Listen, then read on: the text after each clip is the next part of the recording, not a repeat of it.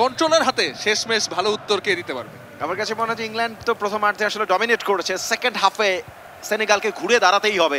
তারা সেই ঘুরে দাঁড়ানোর সুযোগটা কিভাবে কাজে লাগাতে চায়, অপারেট যিনি করছেন তাকেই সেই কাজটা ভালোভাবে করতে হবে। এবং দেখেন সাদিও মানের উপরে তো এই দলটা হাইলি রিলাই করে, তারপরেও সাদিও মানেকে ছাড়াও কিন্তু এই দলটা গোল দিতে পারে। বাট ইংল্যান্ডের একক আধিপত্য সেকেন্ড হাফে আমরা দেখছি। রাহিম স্টার্লিং বল নিয়ে একটু বেশি ক্যারাবেরা করতে পছন্দ করেন না, সানডে মানডে ক্লোজ হয়ে যাবে এরকম করতে গেলে। ঘুরতে থাকো ওরা ঘুরতেই থাকবে, ওরা ঘুরতেই থাকবে। এটা কি পার্ট নাকি? ওরা ঘুরতে থাকবে।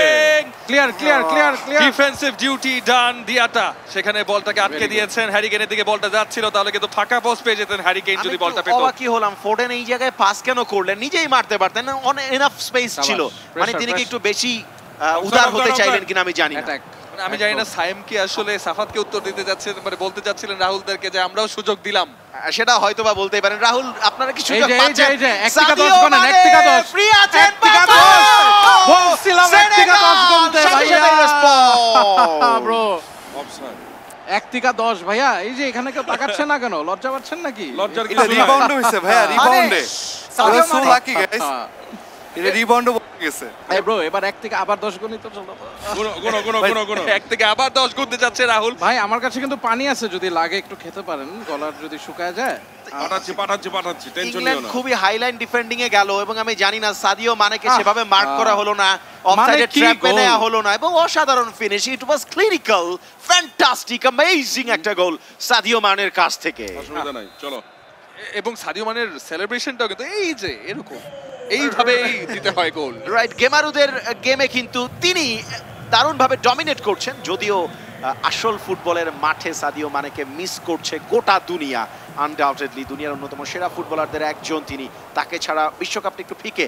Harry Kane long range post কাঁপিয়েছেন, মাথা ঘুরিয়েছেন, সেনেগাল কাপের জন্য বয়রা বানিয়ে ছাড়ছিলেন। We're gonna give that to England. Harry Kane. That was fantastic. That was fantastic.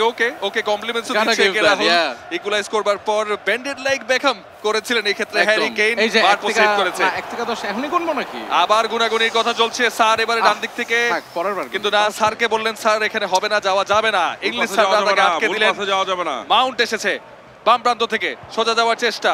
Mason আটকে মাউন্ট দিয়েছিলেন খুব দিয়ালো। সস্তায় বলটা নিয়ে বের করে নিয়ে গেছেন। আমি জানি না ডিফেন্ডার আসলে কিভাবে ডিফেন্ড করার চেষ্টা করছেন। 1 সেকেন্ড, মেইসন মাউন্ট ডান পায়ে সরাসরি মেন্ডির হাতে।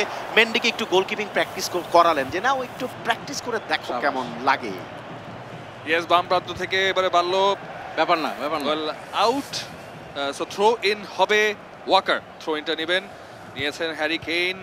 তারপরে ফোর্ডেনের দিকে বল, স্টার্লিং এর পায়ে বল, আবারও ফোর্ডেন পাস করবেন নাকি শট নেওয়ার চেষ্টা, থ্রু দিতে চেষ্টা করলেন কিন্তু এখানে ভালোভাবে ডিফেন্স করতে সক্ষম এই ক্ষেত্রে সেনেগাল। তাদের পায়ে আবারও বল, কাউন্টার এটাকে যাওয়ার চেষ্টা, আর একটা করে দেখা কি পাবে সেনেগাল। দারুণ থ্রু বলের চেষ্টা, কিন্তু চিলওয়েল একদম বলটাকে রুখে দিয়েছেন খুব চিলওয়েল খুব চিল ওয়েতে বলটাকে থামিয়েছেন। ভেরি গুড ডিফেন্ডিং এবং সেন্টার সার্কেল থেকে এই যে ডিফেন্ডিং সেকেন্ড লাইন আপ যেটা তৈরি হয়েছে এই জায়গাটা কিন্তু এক্সিলেন্ট মুভ। কিন্তু পিছনের দিকে পাস করলে ফরওয়ার্ডে গোল হওয়ার সুযোগটা একটু কম থাকে। মাঠটাকে বড় করার চেষ্টায় নিচে যদি